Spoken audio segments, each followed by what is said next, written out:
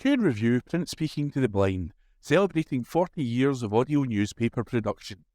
Welcome to this week's edition of the Herald Scotland podcast, recorded at the Bishop Briggs Media Centre by our amazing volunteers. You can get in touch with us via Facebook, Twitter or Instagram using @CuneReview, that is @CuandReview.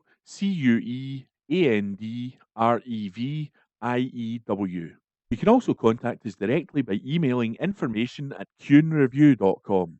That is INFORMATION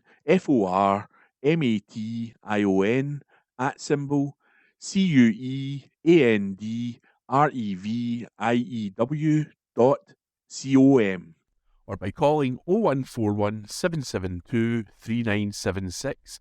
That's 0141 772 3976. The Herald Scotland on Wednesday the 12th of June 2024. From the news section. Scots warned of drowning risks after almost 50 deaths last year. This article was written by Jodie Harrison and is being read by me, Corey.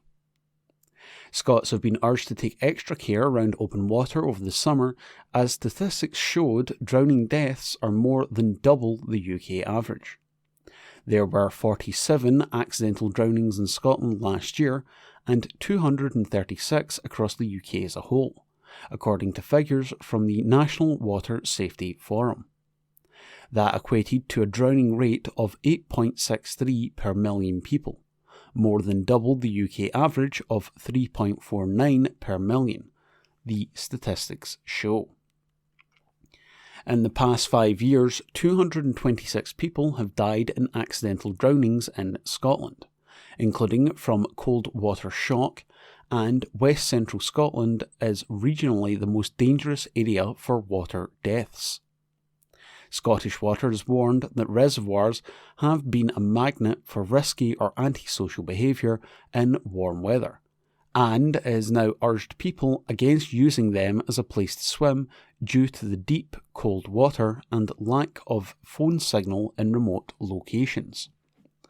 In July of 2018, 14-year-old Ben Thompson drowned in Glenburn Reservoir in Paisley, Renfrewshire, while in July of 2021, 6 people died within 24 hours while swimming in Scottish waters.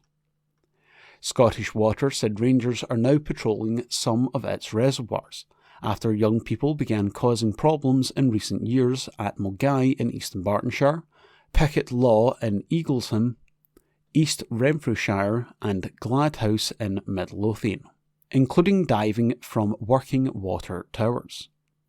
Infrastructure, including dams, steep banks, overflows and underwater pipework, all pose risks, while dog walkers are urged not to attempt a rescue if their pet is in the water, as the animal may have a better chance of survival than a human. Peter Farrer, Scottish Water Chief Operating Officer, said, "While people should enjoy any good weather we have this summer and take pleasure around the country's beautiful lochs, reservoirs, rivers and beaches, it's absolutely vital they stay safe at all times and behave responsibly. As a number of tragic deaths in Scotland in recent years have shown, safety is a serious issue in all bodies of water. At reservoirs, while the water may look harmless, there are hidden dangers. We need to ensure everyone is aware of these hazards. We are reminding parents to keep their children safe and asking adults to act responsibly around reservoirs and other water courses." Matt Croxall, head of charity at the Royal Life Saving Society UK, said, "In the last 5 years, West Central Scotland has been named as an area with the most accidental drownings of 36, which is over 3 times higher than the Scottish average. With the summer holidays coming and families enjoying staycations across popular destinations in Scotland, it is even more vital that everyone has a strong understanding of what to do if you find yourself or someone else in trouble in the water. Bringing water safety to the forefront of everyone's mind, Drowning Prevention Week equips people with the appropriate skills and knowledge to be summer ready when it comes to being safe in and around water during the summer months and beyond. Carleen McAvoy of the Royal Society for the Prevention of Accidents said, "On warm days it can be tempting to enter the water to cool down, but open water in Scotland tends to be much colder than anticipated. It can lead to cold water shock, an involuntary response to the body being suddenly immersed. It can affect your ability to move, swim and breathe. We recommend learning more about cold water shock and water safety in general by learning the Water Safety Code and knowing what to do in an emergency. All this information is freely available on the Water Safety Scotland website." That article was from the Herald Scotland. It was from the news section. It was written by Jodie Harrison, and it was read by me, Corey. The Herald Scotland, on Wednesday the 12th of June 2024. From the news section. Scottish Island top healthy life expectancy list. Glasgow near bottom. This article was written by Mark McDougall and read by me, Corey. People in Orkney have the highest healthy life expectancy in the UK according to new research. But it's not so good for places such as Glasgow, North Lanarkshire and North Ayrshire, which all rank at the bottom of the list in Scotland. Harlow Leisure Zone produced the data and looked at the average healthy life expectancy across the UK, with Scotland coming in 5th in total in their overall regions behind the south of England, the southwest of England, London and the east of England. Health life expectancy refers to the amount of a lifetime spent in very good or good health, and is based on how individuals perceive their general well-being. Orkney comes out on top across the whole of the UK, with an expectancy of 74.35, while there is an 18.65-year gap to North Ayrshire at the bottom of the Scottish table with 55.7. Island life is clearly good for keeping your health up, with Nay Eileanan Sair second highest on the list, 67.9, while places such as East Renfrewshire, East Dunbartonshire and Aberdeen make up the Scottish top 5. Dave Marrington, gym manager from Harrow Leisure Zone, said, "There are many things people can do to live a long and healthy life. A healthy, balanced diet is the first thing to consider. Make sure you eat plenty of fruit, vegetables, whole grains, lean proteins and healthy fats. Also keep an eye on your intake of processed foods, sugary drinks and excessive salt and sugar. Make sure you exercise too. At least 150 minutes of moderate or 75 minutes of vigorous activity will do the job. Bundle that with some strength training exercises at least twice a week, and you'll be good to go. Don't forget about sleep either. Aim for 7 to 9 hours of good sleep per night, and maintain a regular sleep schedule along with a restful sleeping environment. Finally, monitor yourself. Everybody is different, so find what works for you. And the best way to do this is with regular health checkups so you can nip any potential problems in the bud." That article was from the Herald Scotland. It was from the news section. It was written by Mark McDougall and read by me, Corey. This is from the Herald Scotland of Wednesday the 12th of June 2024 from the business section. Business activity growth amid employment challenges. This article is by John Walls. The broad-based growth in output from the services sector propelled Scotland to an impressive business activity index of 55.2 in May, marking the strongest increase in 2 years. This surge in services masked a corresponding decline in manufacturing, which saw new orders fall rapidly. The continued rise in services is attributed to better marketing strategies, new client wins, and increased customer activity. However, despite new work reaching a 3-month high, firms in Scotland remained the least optimistic for the second consecutive month. While these figures suggest a continued economic recovery, the lived experiences of workers indicate that the cost of living crisis continues to impact quality of life and spending habits. 6 in 10 people report that their living standards have not improved in 2024, with nearly 4 in 10 saying they have worsened. The impacts on spending habits are clear. 42% of people say they have had to cut back on essentials like food and utilities, a figure that rises to 47% for women. Regarding non-essentials such as eating out or entertainment, 60% report reducing their spending. The cost of living crisis is also affecting some people's ability to pay household bills, with 19% saying they have fallen behind, a figure that rises to 28% for those aged 18 to 24.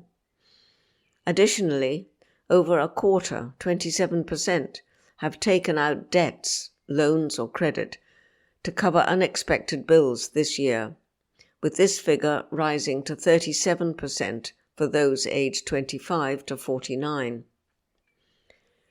While the labour market performance is mixed across the UK, job creation in Scotland looked positive last month. Across the UK, 21% of firms plan to freeze recruitment or even reduce it this year, with rising costs and worsening revenues topping the list of reasons.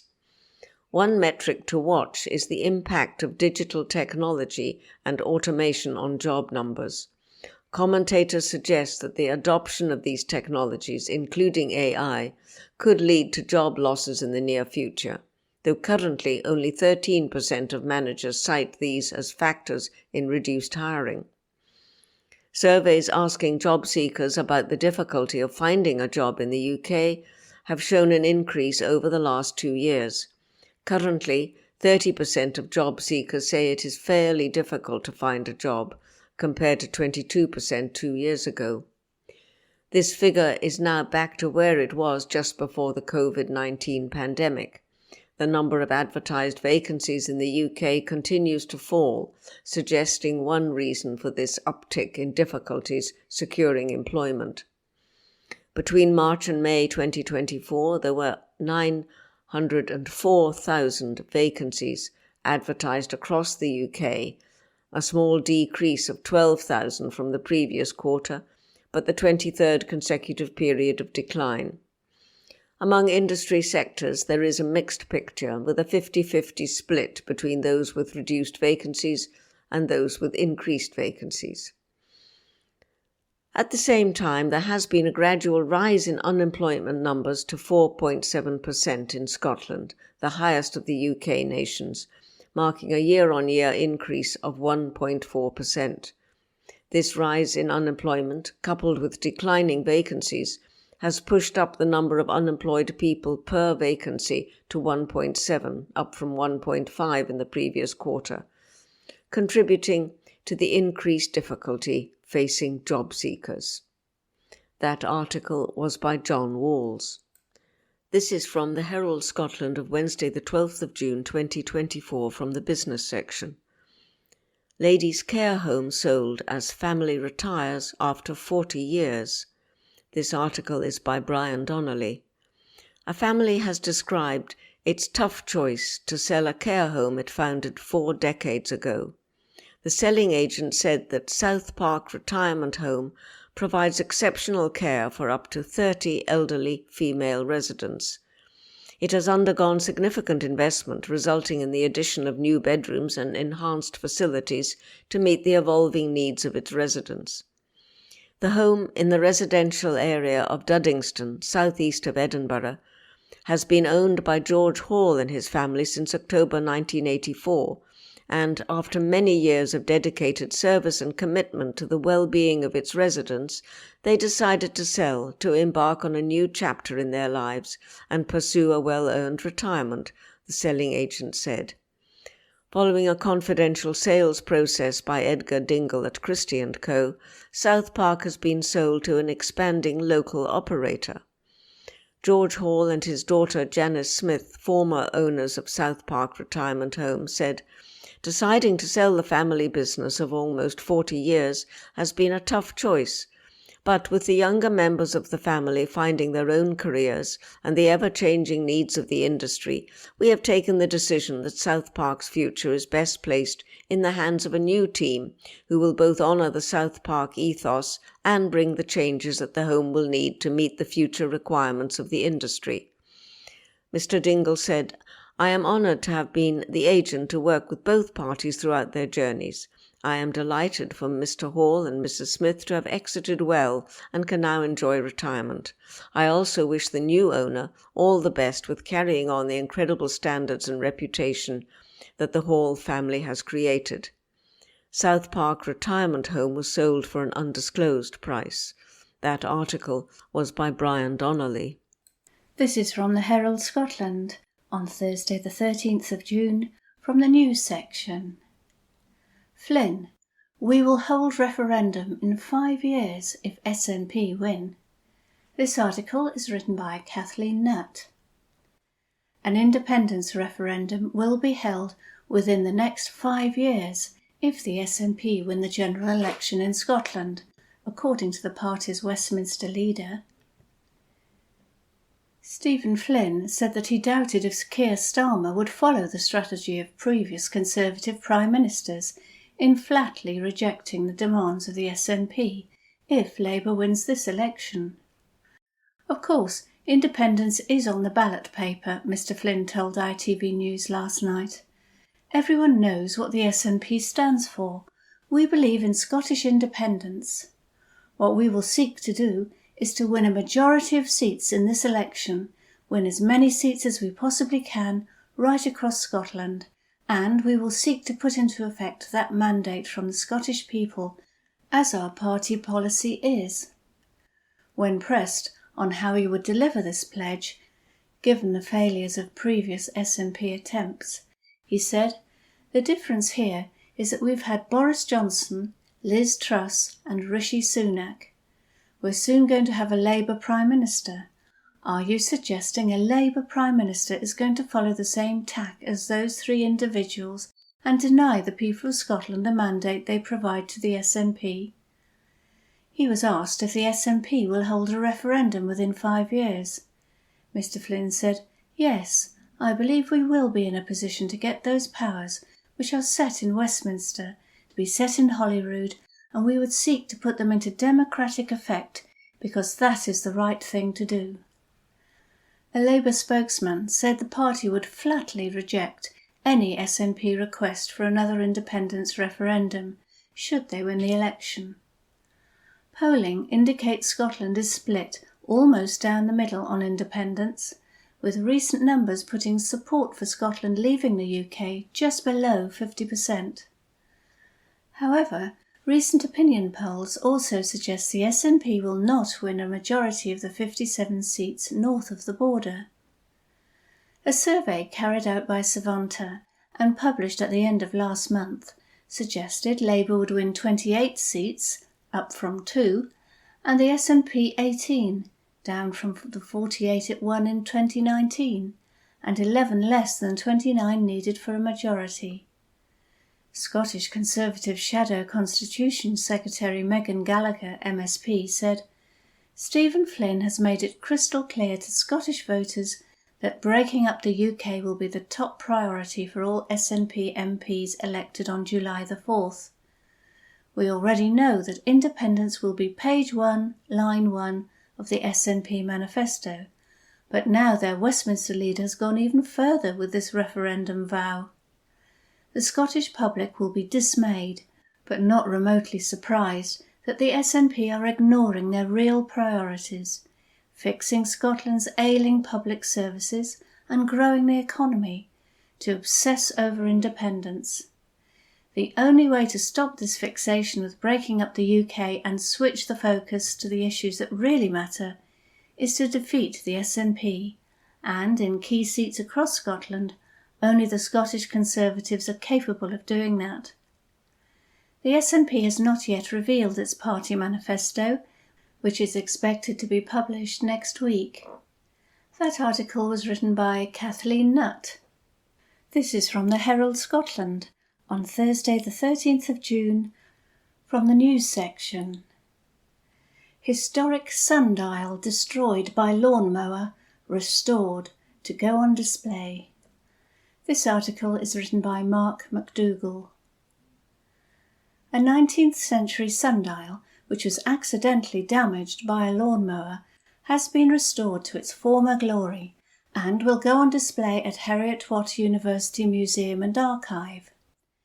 The stone sundial was designed by Robert Palmer in 1829, with the schoolmaster also being a keen astronomer and known for his knowledge of the subject. From the village of Curry to the outskirts of Edinburgh, Palmer was also extremely knowledgeable in mathematics, and the sundial sat in the centre of the lawn at Riccarton Estate for around 130 years. Palmer engraved Roman numerals on his sundial from 4 a.m. to 8 p.m. and also had astrology symbols, the months of the year, and 50 place names including Quebec, Mecca, Mauritius, London and Waterloo. The sundial was removed from its position in the 1960s when Riccarton Estate was sold by the Gibson Craig family, but it was returned by their ancestors in 2022, but looking a bit worse for wear. It had been damaged by a ride-on lawnmower, but a specialist team had worked to put it back together and restore it to levels Palmer had it. Julia Stephen, the curator at Heriot-Watt, said, "So for the last 60 or so years, only the stone base of the sundial has sat in the lawn at Riccarton, with no actual sundial on top of it. At some point, the sundial had been damaged by a sit-on lawnmower. It had cracked in half and was literally in pieces, and it was almost black with surface dirt, so it needed reconstruction and restoration work. The sundial will be on display from now until May 2025 at the university, but it isn't Palmer's only claim to fame. The Dumfriesshire-born schoolmaster also helped create the rules for the sport of curling and played it himself with Stephen, adding, "Palmer helped set up the rules for the game of curling, and he was a very enthusiastic and really good player. As well as being the school teacher, he kept records for the local community. He was a local registrar, responsible for recording births, marriages and deaths, and also a Kirk Session Clerk and president of the local Scottish School Teachers Association, so quite a pillar of the community. Children came from all around to be boarders in his school, because the standard of education they were getting there was significantly better than the average local school." That article was written by Mark McDougall. This is from the Herald Scotland on Thursday the 13th of June from the news section. North Berwick RNLI launch on service twice in 48 hours. This article is written by Craig Williams. RNLI crews have launched twice in 24 hours this week to assist people cut off by the tide in the Firth of Forth. Volunteers from North Berwick RNLI launched the Charities Relief D-Class lifeboat Robleen on Monday and Wednesday to assist a windsurfer and members of the public. The first page came at 3:39 on Monday after a member of the public spotted a windsurfer who appeared to be in difficulty off Long Nidri. They were reported as attempting to swim ashore and making no headway. The volunteer crew assembled, launching the lifeboat shortly after, only to be stood down en route after the casualty made it ashore into the care of Fishbarrow Coast Guard rescue team. The second launch came early on Wednesday morning at 6:05 a.m, when the Coast Guard was alerted to 2 individuals cut off by the tide on rocks to the east of North Berwick. There are a number of tidal islands in the area known collectively as the Leiths. The lifeboat was guided to the scene by members of the North Berwick Coast Guard rescue team. The casualties were transported approximately 200 metres back to shore and handed over to the care of the Coast Guard rescue team. Water Safety Officer Duncan Barber said, "There are a number of areas around the coast that can be cut off from the mainland at high tide. It's important to check the local tide times, which you can do online or at the local harbour master's office." The incidents after 2 anglers were saved by the RNLI after their kayaks sank in the North Sea as light faded last week. The lifeboat crew from New Biggin, Northumberland, switched off their engine so that they could hear shouts of help when they were in the search zone but could not see the casualties. The anglers were taken ashore and given checks before they were transferred to an ambulance. That article was written by Craig Williams. From the Herald Scotland, Sunday the 16th of June, from the news section. Iconic Scottish visitor attraction reintroduces entry fees, by Sarah Campbell.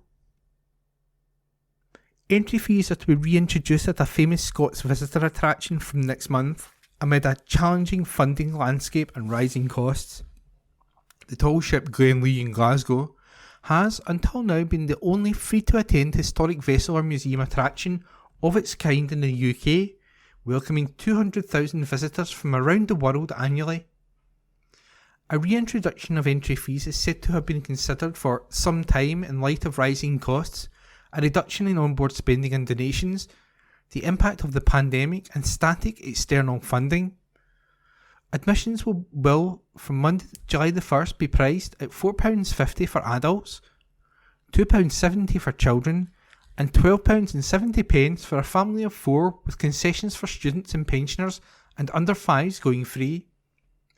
The Trust, which runs and maintains the vessel, has said that funds will be used to fill the financial gap the ship faces, cover its running costs, deliver the best possible experience on board for all. It is hoped that entry fees will also allow the independent charity to be more self-sufficient and better plan for the future.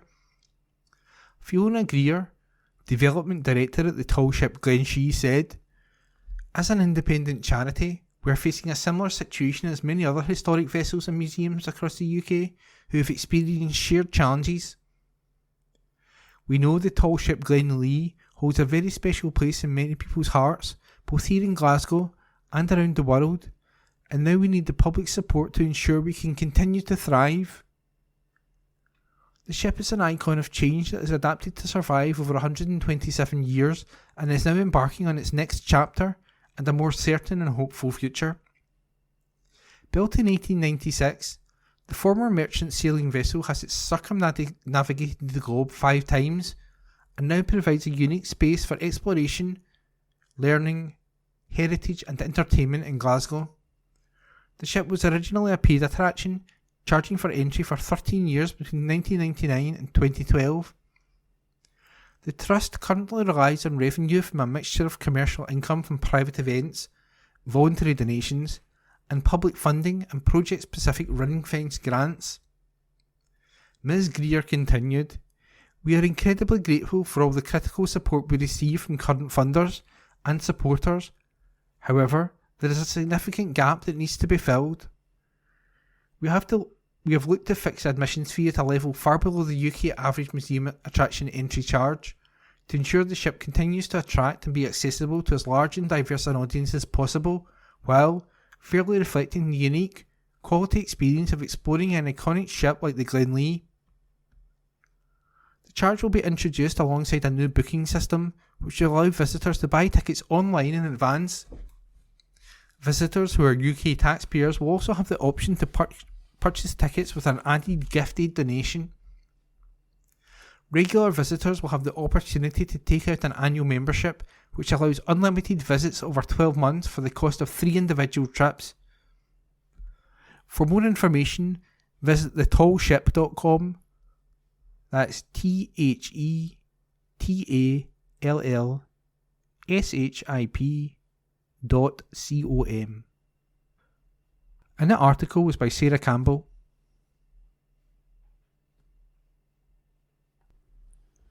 From the Herald Scotland, Sunday the 16th of June, from the news section.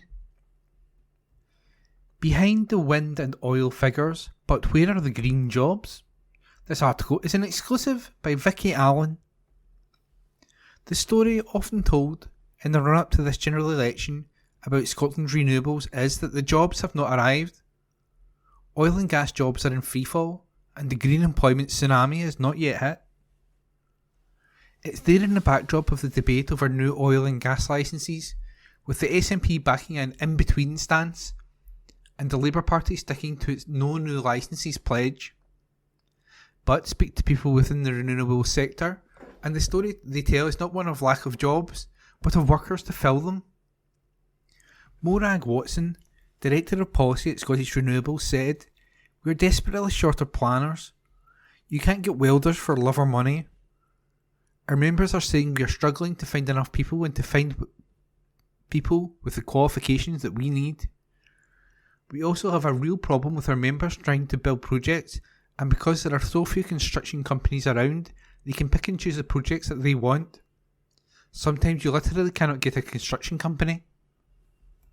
How many jobs in Scotland stands to gain or lose in the transition from oil and gas to renewables, as we play our part in mitigating climate change, has been a contentious issue in this general election campaign.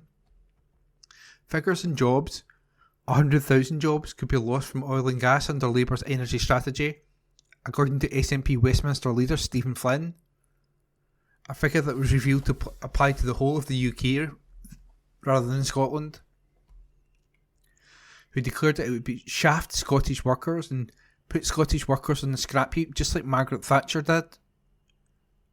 69,000 jobs could be created in Scotland, Labour has promised, under a Green Prosperity Plan, which includes the creation of a state-owned power company, Great British Energy. These jobs include 53,000 in clean power, carbon capture, hydrogen, onshore and offshore wind, as well as 16,000 jobs through the Warm Homes Plan, such as construction workers, joiners and plumbers. Offshore Energies UK, meanwhile, has said that Labour's oil and gas plans, which include removal of investment allowances for oil and gas, could see up to 42,000 jobs lost, with a best case scenario, according to investment bank Stifel, of 20,000 jobs gone. Recently, the Herald reported that over the past decade there had been a 40% drop in oil jobs, and, in that time, according to the Office of National Statistics, figures green jobs have risen by only 2,500, from 23,200 in 2014 to 25,700 in 2022. That's a very different picture from that painted by a report by Fraser of Allender last year, commissioned by Scottish Renewables because of its lack of reliable statistics, which said that jobs in Scotland's renewable sector grew by more than 50% in 2021, and that the industry supported 42,000 jobs compared with 27,000 the previous year. This, it attributed to a substantial surge in the ONS figures for offshore wind turnover in the year 2021 and associated growth in the construction sector. But the report acknowledged a high margin of error, and the reliability of its figures has been widely questioned. So, which is it? Companies and industry leaders within clean energy say right now growth in green jobs is what they are seeing, with some citing their own recent and planned recruitment, as well as a struggle to fill positions and find people with the right skills. These jobs range from those working in renewable projects to workers involved in expanding the grid, fitting heat pumps, and creating the infrastructure needed for a clean energy system. Scottish Power, for instance, says it has recruited almost 2,000 people in the last 2 years, including some who have worked in the oil and gas sector for decades. Keith Anderson, Scottish Power CEO, said, "Across the energy sector we're facing a huge skills shortage, and we need a green army of people to deliver a clean energy future, with roles for everyone from trainees and apprentices to experienced engineers and professionals." SSEN Transmission, meanwhile, has seen its headcount quadruple in the last 5 years, from around 400 employees in 2019 to over 1,700 in 2024. In the full year 2023-24, The company recruited 500 new employees and anticipates bringing on a similar figure over the next year. 30 of these new employees last year were graduates, with 50 more this year. Those in the renewables industry expressed concern not over lack of job, but of workers to fill them. George Baxter, Director of Development at Green Power International, said, "Everybody is saying it's hard to get people. In our own company, we've been trying to get hold of project managers for about a year. We decided in the end that instead we'll bring on apprentices and train them on the job. We're quite a small company, but we've got about a dozen jobs that we need to fill fairly quickly, and the company is only 20 people. I often hear in industry discussions, good luck getting a civils contractor. Within the next 2 years they'll all be booked out." Scottish Renewables recently contributed to a report by Climate X Exchange, which looked at how many jobs will be needed for the onshore wind industry alone out to 2030. The report found that the sector must quadruple its workforce in the next 3 years if it is to keep pace with its 2030 net zero targets. In terms of jobs, it said that was an increase from around 6,900 in 2024 to around 20,500 in 2027. What's needed, it said, is for more people to join the sector and for individuals from other sectors to be reskilled/upskilled. 90% of these roles will be in the construction and installation of wind farms, and a relatively small fraction are in operation and maintenance. Other parts of the clean energy sector, said Morag Watson, Director of Policy at Scottish Renewables, will also be expanding. Speaking with our grid colleagues, they estimate they need 9,000 additional people by 2030, probably by about 2027 depending on timelines. Meanwhile, offshore is set to bring in another wave of jobs. "We are looking," she said, "at 27 gigawatts of offshore wind. The developments are slightly further back in the pipeline than onshore, but we'll all be needing thousands of jobs as well. There will also," she said, "be jobs in ports and harbours. Inverness and Port of Cromarty are estimating that there are going to be 25,000 additional jobs, and Forth Ports are estimating 50,000 additional jobs across the UK from their activities. One of the key areas of shortage, however, is in planners. Without planning officers, the developments have no route to market. In Scotland alone, we need 500 to 600 additional planners.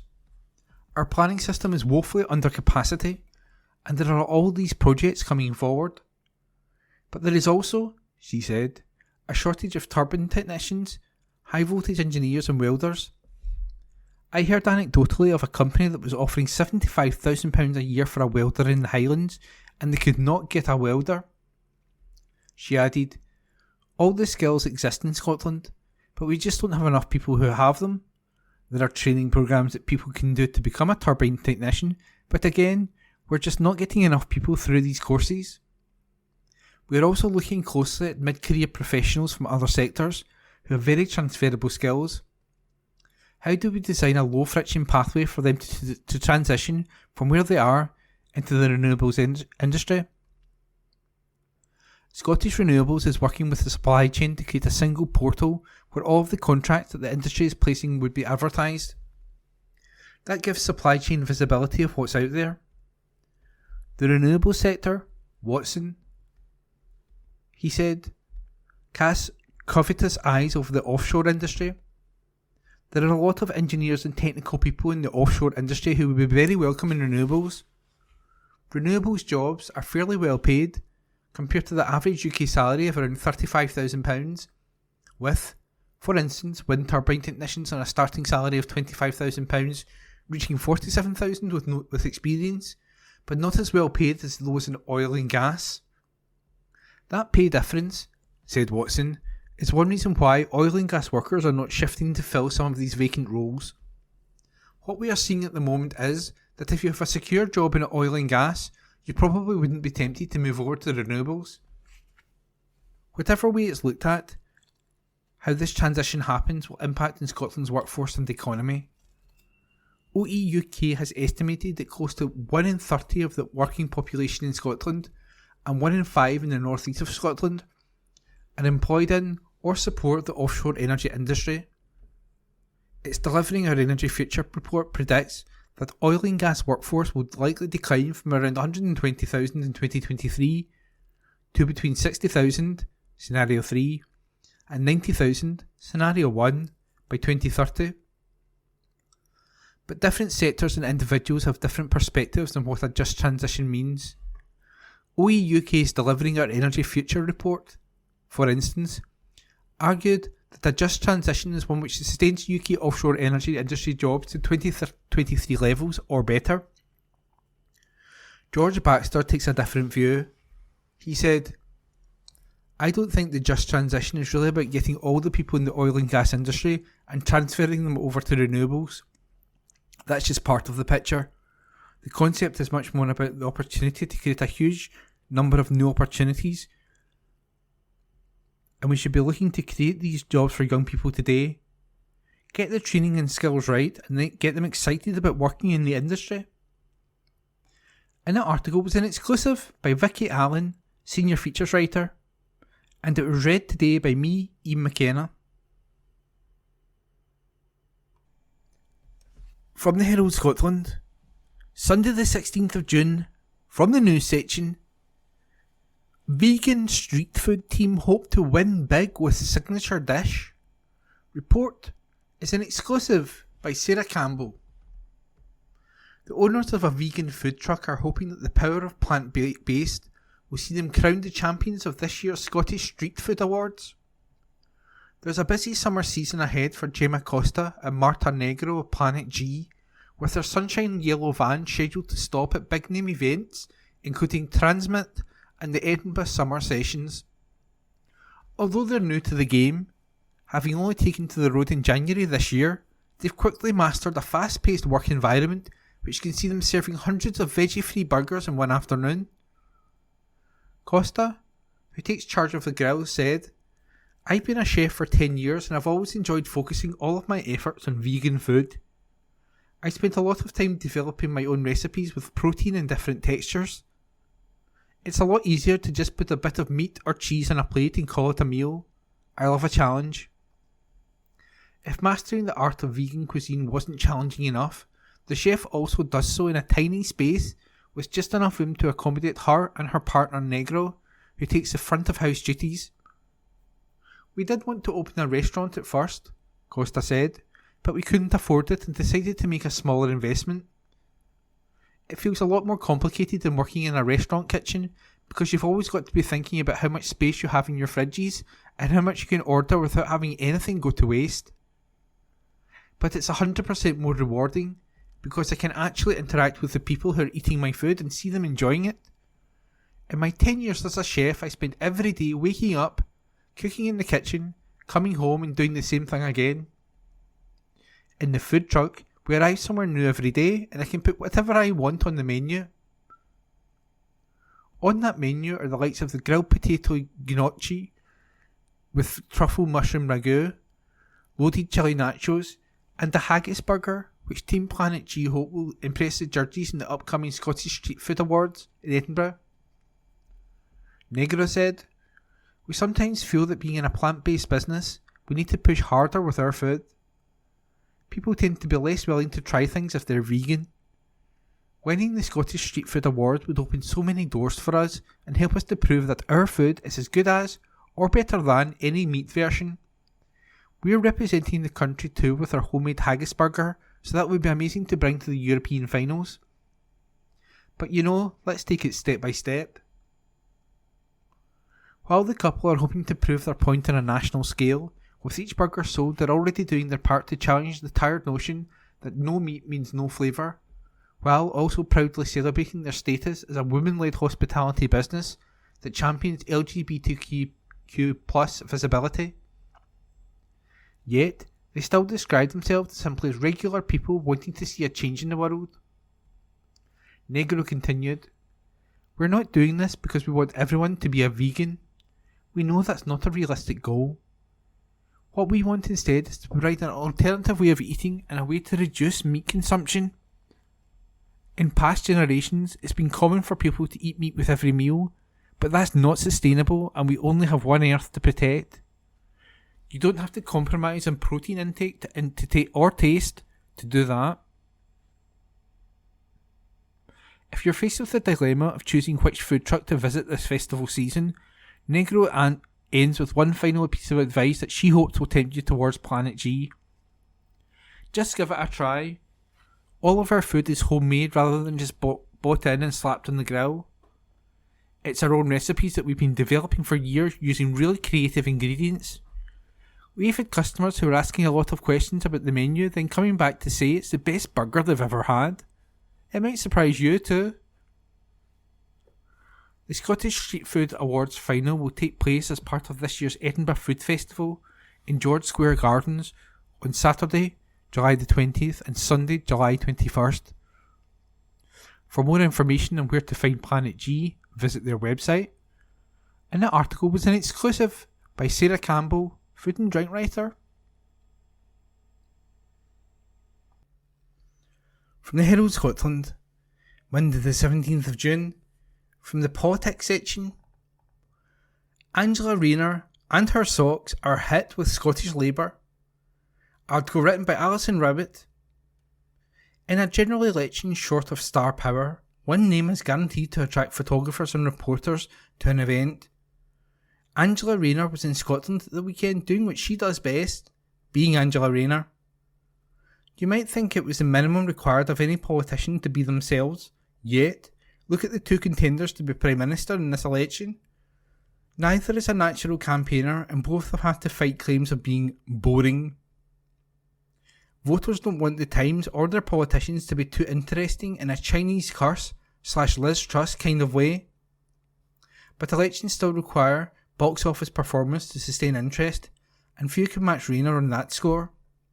For popularity within the party and voter recognition, only Nicola Sturgeon surpasses her. There was Rayner, doing a Nicola in East Renfrewshire and West Lothian, sharing a swing with Scottish Labour leader Anna Sarwar, and playing football with a couple of young locals. Even her choice of socks, featuring Marvel characters Thor and Black Panther, was a hit. Rayner had another important job to do in Scotland: sell Labour's New Deal for working people, including an increase in the living wage for over 18s. To be more accurate, she was defending the policy against the charge, levelled at much of Labour's manifesto, that it does not go far enough, fast enough. Timid has been the word used. Right on cue, Rayner replied, "No one's ever called me timid in my life." Another pothole successfully navigated and the Labour machine rolls on. No wonder they give her the keys to the Labour battle bus. Rayner connects with Scottish voters and the media in a way that other politicians find impossible. No one would invite Boris Johnson or Nigel Farage to campaign in these parts unless they wanted the police to become involved. But Rayner, she's welcome to call on her Scottish auntie anytime. The Labour leadership has not always viewed Rayner as an asset. There was a time when she had to apologise for calling senior Conservative scum. Previously, Sir Keir had tried to demote her on the back of poor council election results, only to have her emerge with more jobs than before. As Deputy Leader of the Labour Party, Shadow Deputy Prime Minister, and Shadow Secretary of State for Levelling Up, Housing and Communities, she will be a force to be reckoned with in any Starmer government. Who knows how far she could go ultimately? Rayner has been a fighter all her life. She has had to be. She spent her childhood years caring for her severely depressed mother. Pregnant at 16, young Angela left school with no qualifications. College opened the door to a job as a care worker. She joined a union and worked her way up through the ranks, gaining more qualifications as she went. Rayner was the opposite of the professional politician lacking in life experience. Put her up against any Conservative and she would come off better, her working class background acting as a sort of Marvel superpower. With success came prominence, and, like many a woman politician, she has been the target of threats and abuse. Sections of the press made it their aim to topple her, but again she fought back successfully. When a Sunday paper ran a story claiming Rayner was trying to distract then Prime Minister Boris Johnson with a fully clothed parliamentary equivalent of Sharon Stone's infamous scene in the 1992 film Basic Instincts. A howl of protest went up, led by the Prime Minister, and more than 5,000 complaints arrived at the press regulator IPSO. A line had been crossed. The effort to get Rayner did not end there. Questions were asked about whether she had paid tax on the sale of her home. The wall-to-wall coverage was picked up by television, and a Tory MP complained to the police. The leadership and shadow cabinet rallied around and defended Rayner. After an investigation, Greater Manchester Police said no action would be taken. It was another sign that Rayner would not be intimidated. Her standing in the party and among voters has only increased during the televised debates. Although not everyone has enjoyed the shouting matches between Rayner and former Conservative Minister Penny Mordaunt, no one could accuse Rayner of lacking conviction. Rayner has by now amassed a lot of credit with the leadership and the party. She spends it carefully, only getting into fights she can expect to win. She was the first to offer support to Diane Abbott when it looked like she would be barred from standing, a claim Starmer's office denied. For its entire existence, Labour has been a coalition between the working class and the middle class, the former represented by the trade unions. It has not always been a harmonious union, with both sides claiming to be keepers of the flame, and, at various times, an intermediary has had to step in and keep the peace. Rayner fulfills this role in the same way that John Prescott did in Tony Blair's administration. As long as Prescott was okay with something, be it scrapping Clause 4, imposing student tuition fees, the invasion of Iraq, the party could believe it had not sold its soul. Does Rayner have what it takes to be one of the keepers of Labour's conscience, a Castle or a Bevan? It is far too soon to say. Like many shadow ministers, she has never run anything. To date, she has fallen in with what the leadership wants. Having called the two-child benefit cap obscene and inhumane, she has not backed calls for a Labour government to scrap it immediately, saying the party needs to prioritise commitments because of the economic mess they will inherit. Scottish Labour, meanwhile, continue to oppose the cap. The differences have been smoothed over whenever friends from the south have come visiting, but what will happen if Labour is the kind of supermajority the polls are predicting? How much pressure would the leadership come under then to scrap the cap? Rayner brought the crowds out during her visit to Scotland. Whether she will continue the relationship in a government remains to be seen. She has not shown any particular interest in Scottish politics, but if she does turn out to be a keeper of the flame, she could be vital in keeping Scotland on side. And that article was written by Alison Rowett. From the Herald Scotland, Monday the 17th of June, from the news section. Killer of Fettes College teacher must serve at least 22 years in jail. Report by Jodie Harrison. A 29-year-old man who admitted murdering a retired Fettes College teacher in a catfishing plot has been sentenced to life in prison with a recommendation that he serve at least 22 years behind bars. Paul McNaughton killed 75-year-old Peter Coshan in a flat in Leith on either August 11th or 12th, 2022, after using a fake profile on a gay hookup site to lure him to the address. McNaughton first met the retired biology teacher online in 2021 and proceeded to steal tens of thousands of pounds from him after gaining access to his bank accounts. When Mr. Coshan found out about the thefts, he threatened to go to the police unless McNaughton provided him with free sexual favours, and McNaughton hatched a plot to kill the retired teacher after becoming fed up with the situation. Following the killing, McNaughton, along with his flatmate Paul Black, 65, hid the pensioner's body until about August 15th, when they put it in a suitcase and drove it to a lay-by on the A696 between Otterburn and Belsay in Northumberland, where they dumped it next to a wall. McNaughton, who admitted murder and attempting to pervert the course of justice in 2023 before Black's trial, was sentenced to life imprisonment with a recommendation that he serve a minimum of 22 years behind bars when he was sentenced at Glasgow High Court on Monday. Black was cleared of murder following a trial at the High Court in Edinburgh in May, with the jury returning a not proven verdict. However, During the trial, he admitted to attempting to pervert the course of justice and was sentenced to 5.5 years for that. And that article was written by Jody Harrison. From the Herald Scotland, Monday the 17th of June, Politics. SNP to include social tariff on manifesto. Report by Mark McDougall.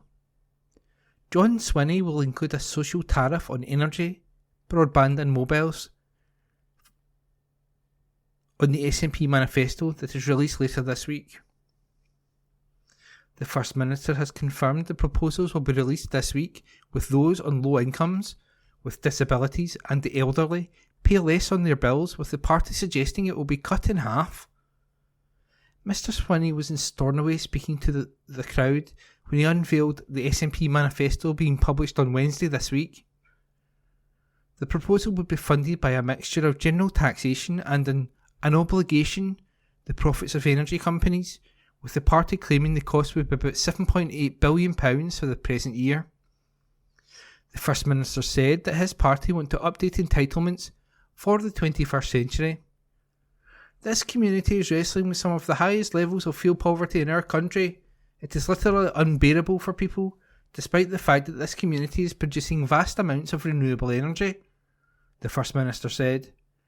At the heart of our manifesto will be that commitment that we will argue for a social tariff funded by general taxation and by the power companies, which will reduce the cost for those who are vulnerable in our society and give them a material contribution to reducing the cost of living.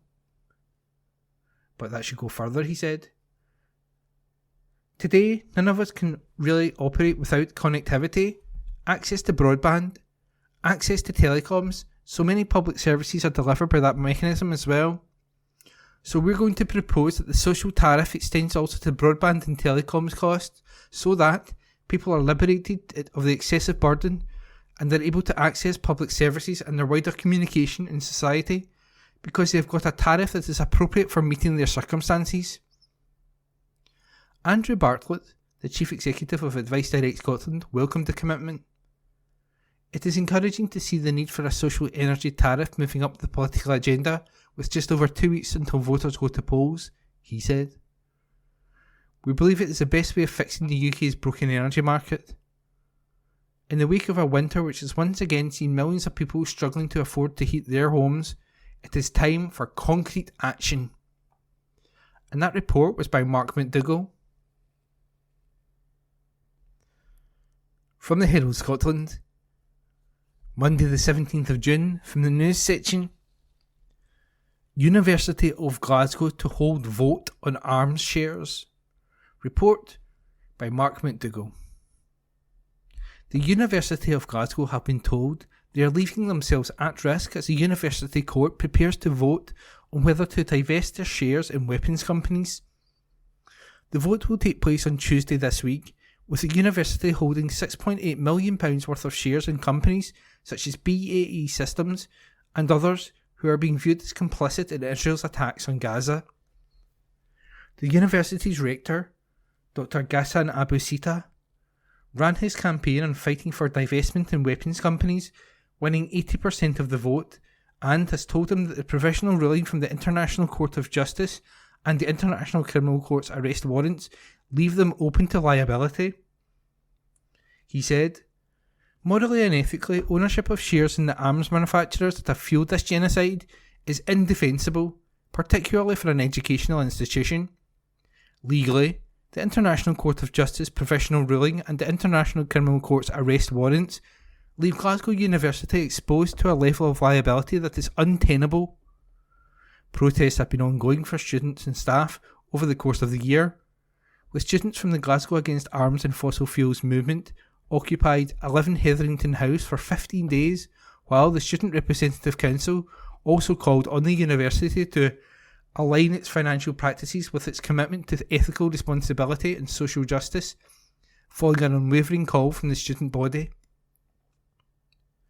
As well as all of that, the International Centre of Justice for Palestinians issued a formal warning to the Scottish charity regulator about the university's ownership of shares in weapons companies and said they are at risk of being complicit in war crimes and therefore in danger of prosecution in the United Kingdom or elsewhere. A member of Glasgow University Palestinian Society said, various student groups and members of staff have been fighting for divestment in a campaign that has been ongoing for the last 10 years. With a rise in mobilisation of students over the last few months, we demand the university takes accountability and action to ensure the student voice is heard. The university, for their part, have reiterated that they were at the first higher education institution to call for the immediate release of hostages and a ceasefire, and remain one of the few who continue to do so. A spokesperson for the university said, the University of Glasgow was the first higher education institution, and still one of the only a few, to call for the immediate release of all hostages and a humanitarian ceasefire. Following a petition last semester, the university set up a working group chaired by a lay member of court, the university's governing body, to consider the issue of divestment in the defence sector and related matters. This group has reported to court, which is expected to make an announcement this month. Working with institutions in the Middle East, we are actively considering what more we can do to support those affected by the conflict. The move is the latest in a series of actions by students at Scottish universities protesting Israel's assault on Gaza and calling for a ceasefire. Last week, students in the capital blocked off the University of Edinburgh's Old College to protest its links to firms supplying Israel. Campaigners from the Edinburgh University Justice for Palestine Society, JPS, accused the University of Edinburgh of indirectly supporting the war in Gaza through investments in tech companies which supply the Israeli armed military. Previously, the group took over the university's Old College lawn with an encampment while 22 students went on hunger strike. They are calling for the university to end its links with Amazon and Alphabet Inc., who they claim have helped develop tech services deployed by Israeli intelligence. A protesting member of staff said, the university's response to our demand for divestment, and particularly to the hunger strike, has been a repeated bureaucratic stalling method with no commitment to genuine research and engagement with our urgent demands. Coming from a university which prides itself on academic expertise, this demonstrates a shocking lack of academic integrity. The University of Edinburgh did not respond to the Herald's request for comment on its investments, the blockade, or protests. And that article was written by Mark McDougall. From the Herald Scotland, Monday the 17th of June, from the news section. What is Scotland's new tourist tax? Visitor levy explained. Article written by Ginny Sanderson. Scots could soon be required to pay a tourist tax when holidaying at home. The new visitor levy, passed by MSPs earlier this year, will give local authorities the power to add a charge to stays in hotels and B&Bs. It is hoped the plans will raise millions, which will then be reinvested in infrastructure such as roads, car parks and public toilets. But the charge has been criticised as a stealth attack on Scots taking a staycation in their own country, who will be charged alongside tourists to Scotland. Here's what you need to know about Scotland's plans for a tourist tax, including how much you could be charged. The tourist tax, also known as a visitor levy, will be an added charge to anyone booking an overnight stay, such as a hotel, B&B and holiday let. MSPs passed the Visitor Levy Scotland Bill in May 2024, allowing local authorities to add this charge to overnight accommodation. Edinburgh is expected to be the first Scottish city to implement the tax, which could be introduced in 2026 at the earliest. Highland and Aberdeen were also supportive of the idea, and a Scottish Government consultation found 17 of Scotland's 32 councils backed a visitor levy. Many European cities, including Barcelona, Paris and Venice, already have levies, while Manchester introduced its city visitor charge in April with a £1 per room per night fee. The levy will be charged based on a percentage of a room booking rather than per person. Each local authority will ultimately decide whether it will introduce the tax and how much it will be, but there is currently no upper limit. In Edinburgh, the majority of people who responded to the council's consultation favoured a levy of up to £5 or a £100 room. The figure could be between 3 to 5% of an overnight stay, according to the survey, which received 3,941 responses, mostly from residents. The aim of a visitor levy is for tourists to pay a fee which will contribute towards an area's public spaces and services. The City of Edinburgh Council said it could raise around £25 million in extra funding for services and to subsidise tourism infrastructure. Council leader Cammy Day previously said, "We're very proud that Edinburgh is one of the world's most popular visitor destinations, but we're equally aware that the success comes at a cost. A small overnight charge is common practice in other major cities and destinations, so why not here? The introduction of a levy will provide a funding stream that would be reinvested in the city and our infrastructure to the benefit of our visitors and, crucially, the people who live here in our great capital city all year round. There are fears a tourist tax could do damage to tourism in Scotland and punish Scots for holidaying in their own nation. The Scottish Bread and Breakfast Association is calling for local authorities to boycott the tax.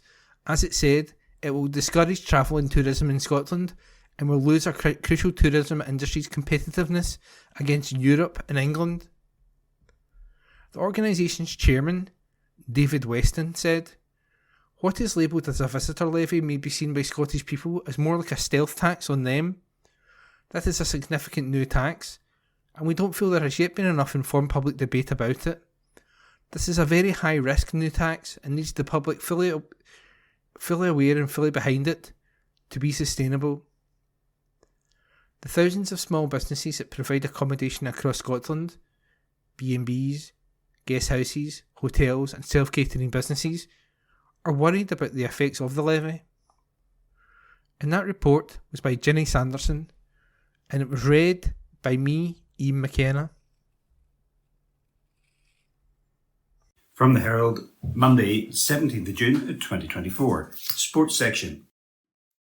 Graham Souness provides huge update on the health of Alan Hansen by Ewan Pitton, sports writer.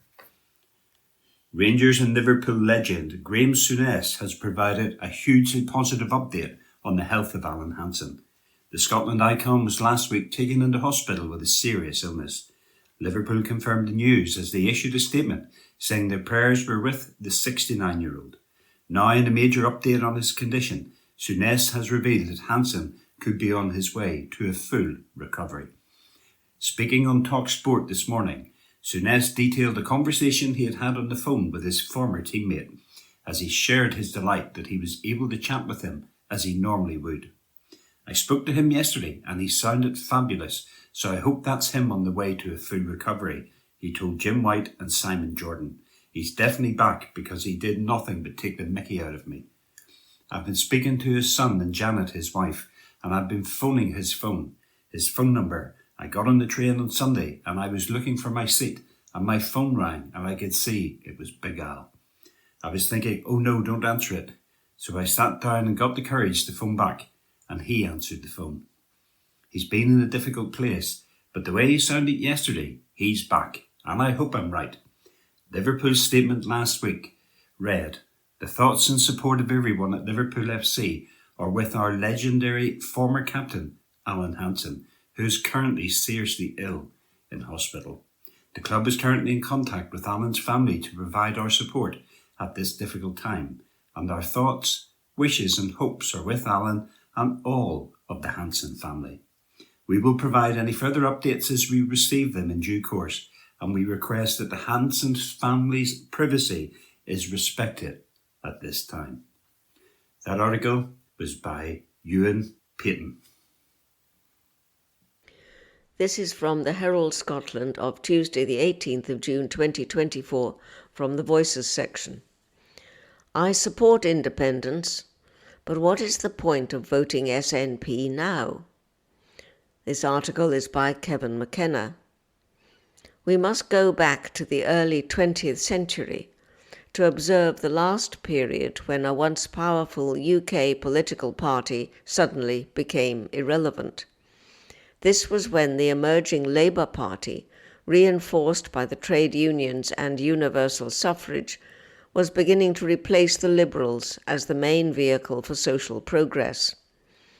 Since then, the Liberals, now the Liberal Democrats, have become a twilight party. Their role has been to hold the jackets when Labour and the Conservatives face off against each other. The SNP is approaching this moment of truth now. Their relevance as an electoral force exists purely on a perceived commitment to deliver independence for Scotland. Yet, as this UK election campaign has progressed, its most prominent champions have been quietly to walk away from the notion of independence in the manner of Gerald Ratner shareholders. After 17 years in government, its main proponents, the SNP, has lately become associated with failure across every sector in which it wields devolved power. Nevertheless, while the Conservatives were in government at Westminster and under the jurisdiction of pantomime villains such as Boris Johnson, Liz Truss and Rishi Sunak, independence could easily be marketed. When it becomes clear, though, that your own party has become a bigger clown show than the UK Tories, and that in any case Labour will form the next Westminster government, and probably the two after that, the appeal of independence begins to lose what lustre it ever possessed. Shorn of a desire to fight for independence, the SNP's offering is merely a device that roughly tracks Sir Keir Starmer's manifesto in the same way that mortgage brokers will always track the Bank of England's interest rates. The SNP leadership has thus been kicking the notion of independence further down the road. It'll be 5 years, according to its Westminster leader, Stephen Flynn. This election is about much more than independence, he said last week, acknowledging perhaps that there is no strategy for achieving it. The actor Brian Cox, a committed advocate of Scottish self-determination, expressed his suspicion on Sunday's Laura Kearnsberg show that the SNP was moving away from independence. The word independence rarely features on its election materials. What then is the point of voting for the SNP? It's not as though they've proven to have been competent stewards of Scotland's business. On Sunday, John Swinney insisted that the SNP was the only party in this election seeking to deliver a left-of-centre agenda. The only arena, though, in which the SNP could ever be considered left-wing is the state legislature of Texas. Ask the 500 workers at the Ineos oil refinery plant at Grangemouth if they think the SNP is a left-of-centre party. Last week, Unite, the union, condemned the Scottish government for its failure even to pretend it was trying to mitigate next year's planned closure of the facility. The election was called just weeks after the SNP announced a 26% cut to its affordable homes budget. According to the government's own figures, the number of homeless households stands at more than 32,000, an increase of 10% in a year. Child poverty remains stubbornly high at around 250,000, despite almost 2 decades of the SNP in government. Under Nicola Sturgeon, we were asked to judge her and her party on their efforts to reduce the academic attainment gap. Verdict: D-. This target was further shown to have been little more than a chimera when the mask slipped during the coronavirus contagion. That was when John Swinney, as Education Secretary, opted to downgrade the expected marks of working-class school pupils. At the start of the COVID crisis, it became clear, moreover, that the Scottish Government was responsible for throwing infected elderly and infirm citizens into care homes, which overnight became state mortuaries. The SNP revulsion of the working class is evident in its absurd hate crime bill, a chaotic and reactionary piece of legislation fuelled by the lie that the Scottish people are backward and hate-filled. The SNP don't think working-class people can be trusted to drink responsibly or bring their children up properly. They tried and failed to impose its sinister named persons legislation, a boutique, middle-class fantasy that assumed working-class parents were knuckle-draggers. Undeterred, the SNP has replaced it with their proposed ban on conversion therapy, which will criminalise parents seeking to protect their children from the behaviours highlighted in the Cass Review. The SNP loathe ordinary working-class Scots, and no late attempts by the current First Minister to position the party as left of centre can change that. Ah yes, but all the recent polls show that support for independence remains at around 50%, claim the party desperados. This will diminish significantly, though, if another campaign is run any time soon. The decade that's elapsed since the first referendum has been characterised by an extraordinary degree of hostility towards a large number of SNP politicians from many of their own activists. These politicians stand accused of betraying the movement by allowing it to be hollowed out, intent on creating a hostile environment for women who wish to protect their sex-based rights.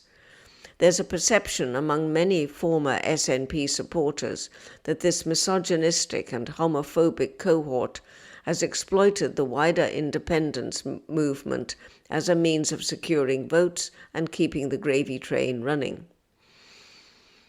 If these characters, and there are around 40 of them at Westminster and Holyrood, were front and centre of any future independence campaign, it would fail before it had properly started. And that's before you factor in an expected sharp increase in support for Scottish Labour at the 2026 Scottish election. This of itself would finish the prospect of independence. Ironically, it would be sunk not by another Better Together coalition, but by many of the activists who were prominent in 2014. I've never previously witnessed so much resentment being directed by so many lifelong independent supporters at such a large number of those for whom they once worked. There was a time, not long after the triumph of the extreme Brexiteers, when the SNP might have had a chance of securing a second referendum. By then, though, they'd begun the process of marginalising those few individuals within the party with the intellect to treat with the UK government and to devise a strategy. They were replaced by a collection of mediocre, unquestioning acolytes, incapable of delivering public policy, let alone devising it. Until every last one of them has been chased from this party, independence will be nothing more than a hustle. That article was by Kevin McKenna.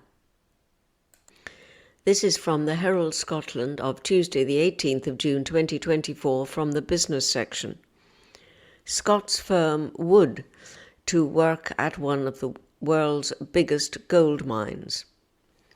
This article is by Scott Wright.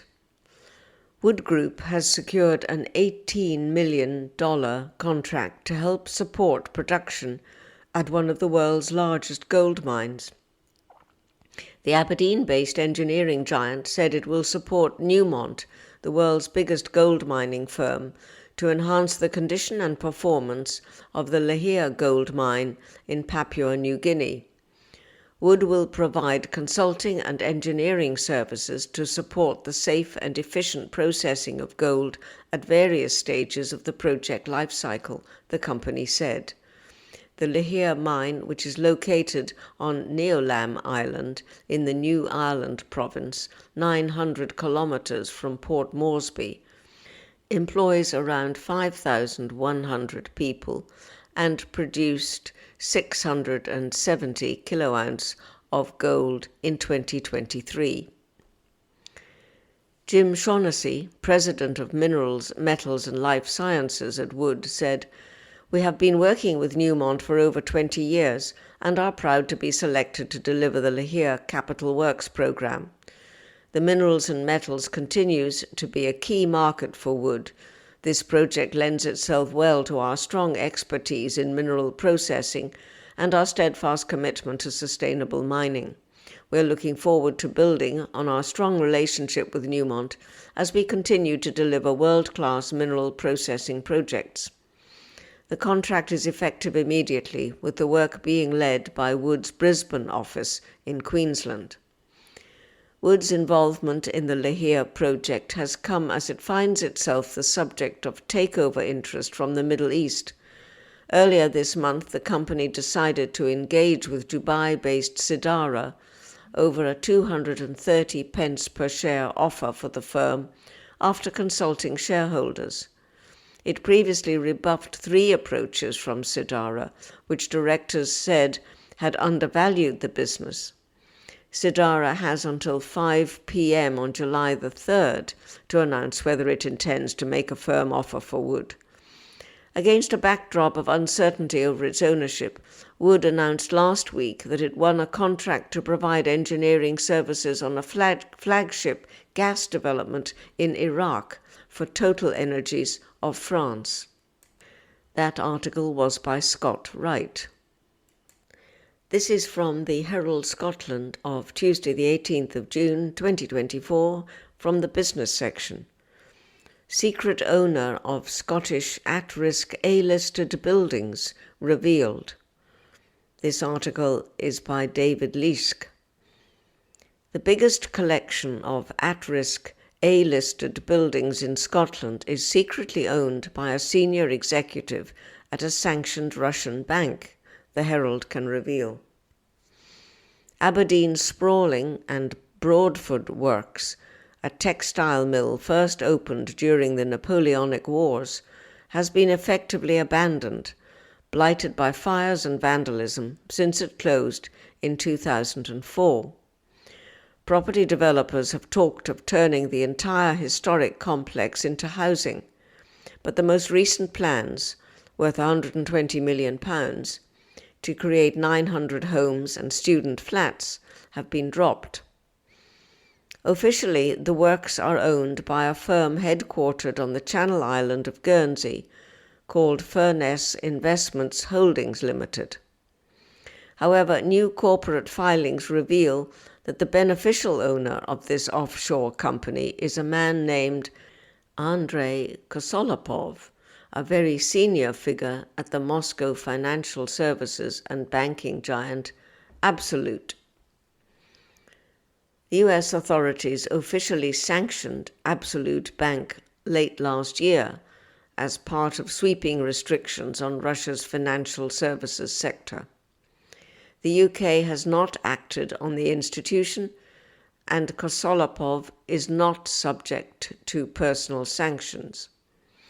The 51-year-old, originally from Orsk on the Ural River, but now based in Limassol, Cyprus, and described as a Cypriot citizen in UK corporate filings, has spent most of his career at the Absolute Group, including its bank. Mr. Kosolopov is a close associate and business partner of Alexander Svetakov, the sanctioned billionaire founder of the Absolute Group and number 87 of the US Treasury Department's 2018 list of Russian oligarchs. There is no suggestion that Mr. Kosolopov has personally engaged in any wrongdoing. His name was revealed under new rules introduced by the British government after Vladimir Putin's full-scale invasion of Ukraine. Since August 2022, foreign or offshore companies with property in the UK have had to declare their beneficiaries on a register of foreign entities. The rule was designed to prevent owners using opaque trusts and shell firms to hide their identity. Furness Investment Holdings registered as a foreign entity in February 2023, naming a Spanish woman called Carmen Gonzalez and an opaque Cypriot trust as beneficiaries. it registered Mr. Kosolopov as its sole beneficiary a year later. That filing was made public in April. It was researchers at Transparency International, the anti-corruption campaign, who noticed the declaration. They have been keeping an eye on the offshore ownership of British property, not least vulnerable parts of the country's built heritage. Juliet Swan, Transparency International's UK Nations and Regions Programme Manager, said this revelation shows the value of transparency provided by the Register of Overseas Entities, the ROE. Guernsey company, Furness Investment Holdings, bought Broadford Works in 2017, but only now can we see Furness ultimate owner and make the link between them and a Russian investment bank sanctioned in the United States. While recent property transparency reforms are showing their worth, loopholes remain. It is still possible to list a trust as the ultimate owner of a property, obscuring those who control or benefit from it, from the land, from public view. Together, Westminster and Holyrood could close these gaps. Failure to do so risks displacing secrecy from offshore companies into trust structures, leaving us in the dark about who owns important parts of Scotland. The Press and Journal newspaper late last year revealed that the latest planning application for the Broadford Works had lapsed. It cited a representative of Furness Investment Holdings saying, "The current consent for the site is unfortunately not deliverable in its current form. We are, though, fully committed to the site.